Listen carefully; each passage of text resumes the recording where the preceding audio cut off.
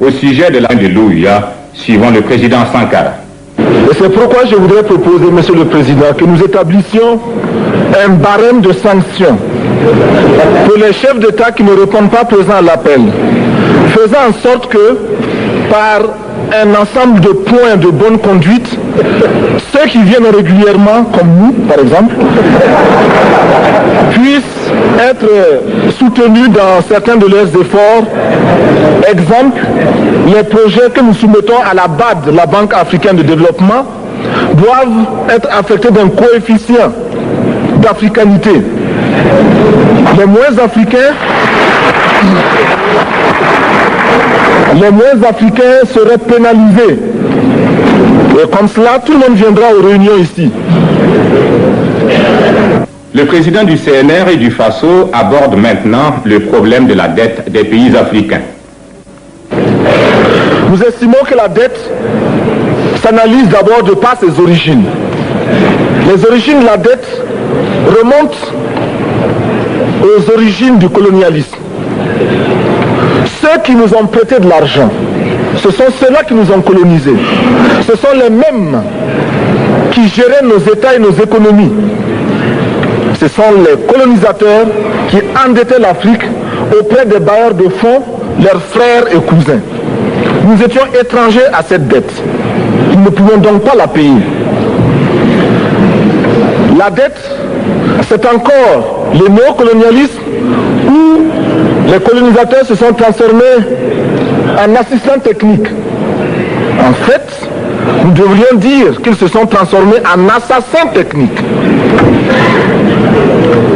Et ce sont eux qui nous ont proposé des sources de financement, des bailleurs de fonds internes que l'on emploie chaque jour, comme s'il y avait des hommes dont le bâillement suffisait à créer le développement chez les autres.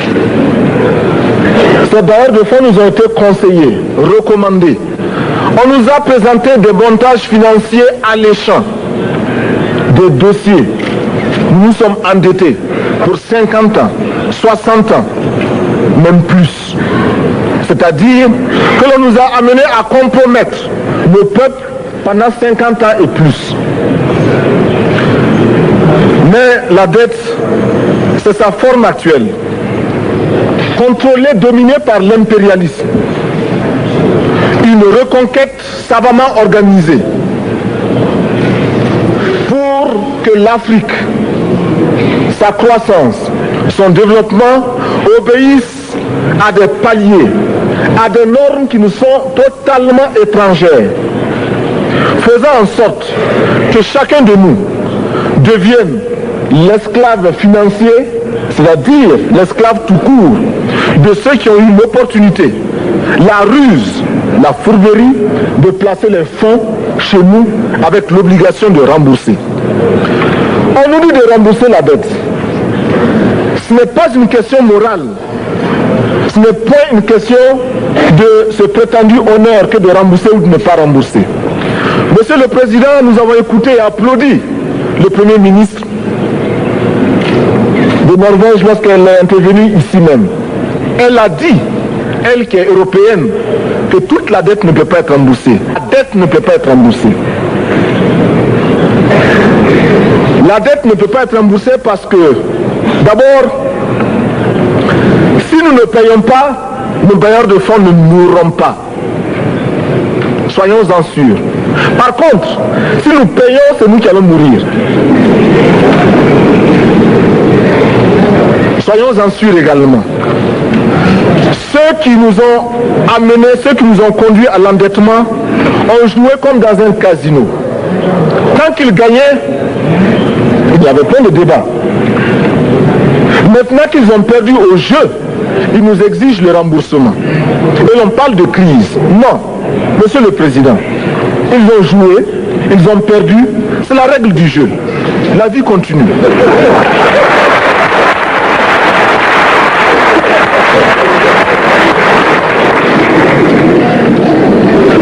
Nous ne pouvons pas rembourser la dette parce que nous n'avons pas de quoi payer. Nous ne pouvons pas rembourser la dette Parce que nous ne sommes pas responsables de la dette. Nous ne pouvons pas payer la dette parce qu'au contraire, les autres nous doivent ce que les plus grandes richesses ne pourront jamais payer, c'est-à-dire la dette de sang. C'est notre sang qui a été versé. On parle du plan Marshall qui a refait l'Europe économique, mais on ne parle jamais du plan africain qui a permis à l'Europe de faire face aux hordes hitlériennes lorsque leur économie était menacée, leur stabilité était menacée. Qui a sauvé l'Europe? C'est l'Afrique. On en parle très peu. On en parle si peu que nous ne pouvons pas, nous, être complices de ce silence ingrat. Si les autres ne peuvent pas chanter nos louanges, nous avons au moins le devoir de dire que nos pères furent courageux et que nos anciens combattants ont sauvé l'Europe et finalement ont permis au monde de se débarrasser du nazisme. La dette, c'est aussi la conséquence des affrontements. Et lorsque l'on nous parle aujourd'hui de crise économique, on oublie de nous dire que la crise n'est pas venue de façon subite. La crise existe du tout temps. Et elle ira en s'aggravant chaque fois que les masses populaires seront de plus en plus conscientes de leurs droits face aux exploiteurs. Il y a crise aujourd'hui parce que les masses refusent que les richesses soient concentrées entre les mains de quelques individus. Il y a crise parce que quelques individus déposent dans des banques à l'étranger des sommes colossales qui suffiraient à développer l'Afrique. Il y a crise parce que face à ces richesses individuelles que l'on peut nommer, les masses populaires refusent de vivre dans les ghettos, dans les bas quartiers. Il y a crise parce que les peuples partout refusent d'être dans Soweto face à Johannesburg. Il y a donc lutte et l'exacerbation de cette lutte amène les tenants du pouvoir financier à s'inquiéter. On nous demande aujourd'hui d'être complices de la recherche d'un équilibre. Équilibre en faveur des tenants du pouvoir financier, équilibre au détriment de nos masses populaires. Non, nous ne pouvons pas être complices. Non, nous ne pouvons pas accompagner ceux qui sucent le sang de nos peuples et qui vivent la sueur de nos peuples. Nous ne pouvons pas les accompagner dans leur démarche assassine. Monsieur le Président, nous entendons parler de clubs. Club de Rome, club de Paris, club de partout.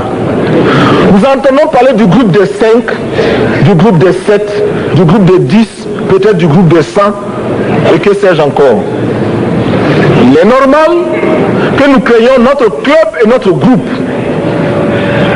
Faisons en sorte que dès aujourd'hui, Addis Abeba devienne également le siège, le centre d'où partira le souffle nouveau, le club d'Addis Abeba.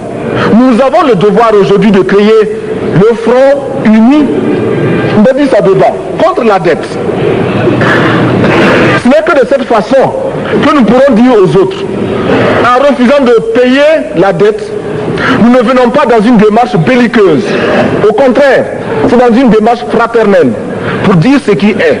Du reste, les masses populaires en Europe ne sont pas opposées aux masses populaires en Afrique. Mais ceux qui veulent exploiter l'Afrique, ce sont les mêmes qui exploitent l'Europe. Nous avons un ennemi commun. Donc, notre club, parti d'Addis Abeba, devra également dire aux uns et aux autres que la dette ne saurait être payée. Et quand nous disons que la dette ne saurait être payée, ce n'est point que nous sommes contre la morale, la dignité, le respect de la parole. Parce que nous estimons que nous n'avons pas la même morale que les autres. Entre le riche et le pauvre, il n'y a pas la même morale. La Bible, le Coran, ne peut pas servir de la même manière celui qui exploite le peuple et celui qui est exploité. Il faudrait alors qu'il y ait deux éditions de la Bible et deux éditions du Coran.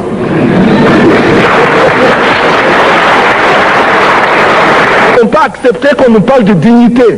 Nous ne pouvons pas accepter que l'on nous parle de mérite de ceux qui payent et de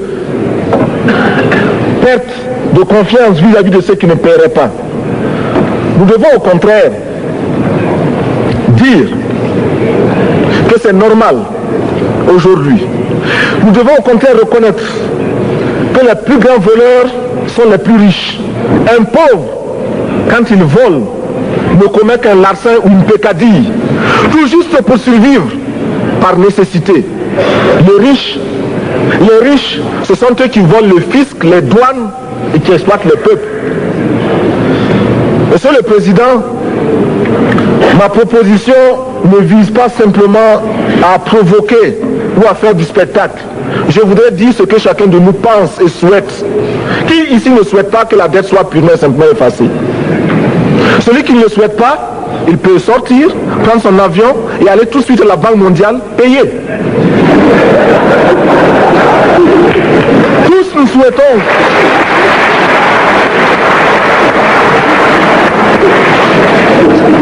ma proposition n'est pas non plus, je ne voudrais pas que l'on prenne la proposition du Burkina Faso comme celle qui viendrait de la part de jeunes sans maturité, sans expérience. Je ne voudrais pas non plus que l'on pense qu'il n'y a que les révolutionnaires à parler de cette façon. Je voudrais que l'on admette que c'est simplement l'objectivité et l'obligation. Et je peux citer, dans les exemples de ceux qui ont dit de ne pas payer la dette, des révolutionnaires comme des non-révolutionnaires, des jeunes comme des vieux. Je citerai par exemple, Fidel Castro a déjà dit de ne pas payer. Il n'a pas mon âge, même s'il est révolutionnaire. Mais je pourrais citer également François Mitterrand, qui a dit que les pays africains ne peuvent pas payer, les pays pauvres ne peuvent pas. Je pourrais citer Madame le Premier ministre. Je ne connais pas son âge et je m'en voudrais de le lui demander. Mais c'est un exemple. Je voudrais citer également le président Félix Houphouët-Boigny. Il n'a pas mon âge. Cependant, il a déclaré officiellement, publiquement, qu'au moins pour ce qui concerne son pays, la Côte d'Ivoire ne peut pas payer. Or, la Côte d'Ivoire est classée parmi les pays les plus aisés d'Afrique, au moins d'Afrique francophone. C'est pourquoi d'ailleurs il est normal qu'elle paye plus en contribution ici. Mais, Monsieur le Président, ce n'est donc pas de la provocation. Je voudrais que très sagement, vous nous offriez des solutions. Je voudrais que notre conférence adopte la nécessité de dire clairement que nous ne pouvons pas payer la dette. Non pas dans un esprit belliqueux, belliciste. Ceci pour éviter que nous n'allions individuellement nous faire assassiner. Si le Burkina Faso tout seul refuse de payer la dette, je ne serai pas là à la prochaine conférence. Par contre, avec le soutien de tous, dont j'ai besoin,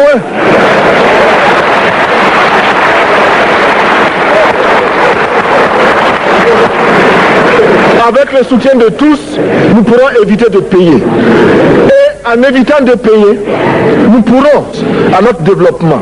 Et je voudrais terminer en disant, chaque fois qu'un pays africain achète une arme, c'est contre un Africain. Ce n'est pas contre un Européen. Ce n'est pas contre un Asiatique. C'est contre un Africain. Par conséquent, nous devons également, dans la lancée de la résolution de la question de la dette, trouver une solution au problème de l'armement. Je suis militaire et je porte une arme. Mais Monsieur le Président, je voudrais que nous nous désarmions. Parce que moi, je porte l'unique arme que je possède et d'autres ont camouflé les armes qu'ils ont.